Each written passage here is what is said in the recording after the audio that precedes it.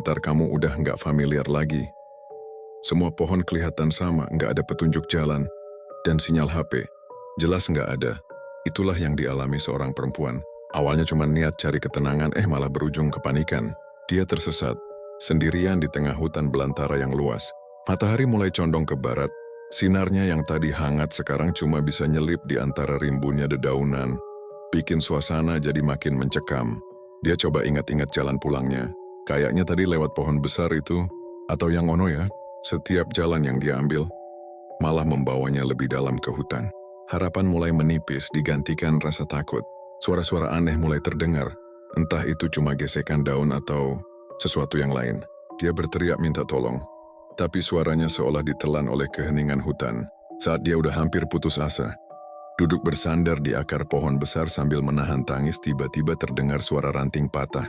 Bukan suara binatang, tapi suara langkah kaki manusia. Dari balik semak-semak muncul seorang laki-laki tegap dengan ransel besar di punggungnya. Kelihatan banget dia seorang petualang sejati. Melihat ada manusia lain, perempuan itu langsung lari menghampiri. Mas, tolong saya. Saya tersesat, saya nggak tahu jalan pulang. Katanya dengan napas tersengal dan penuh harap. Laki-laki itu menatapnya dengan tenang, dari atas sampai bawah.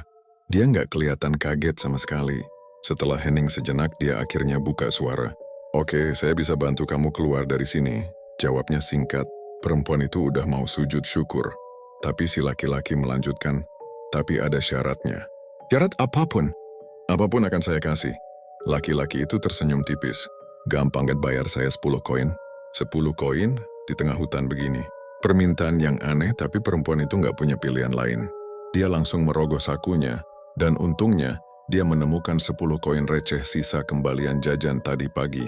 Tanpa pikir panjang, dia langsung menyerahkan koin itu ke tangan si petualang. Ini Ki, saya mohon, bawa saya keluar dari sini. Laki-laki itu menerima koinnya, memasukkannya ke dalam kantong kecil, lalu mengangguk. Baik, ikuti saya. Dan dimulailah perjalanan mereka. Si laki-laki berjalan di depan dengan langkah pasti, seolah-olah dia hafal setiap jengkal hutan ini. Dia nggak banyak bicara, tapi kehadirannya memberikan rasa aman. Mereka melewati sungai kecil, memanjat bebatuan, menembus semak belukar yang lebat.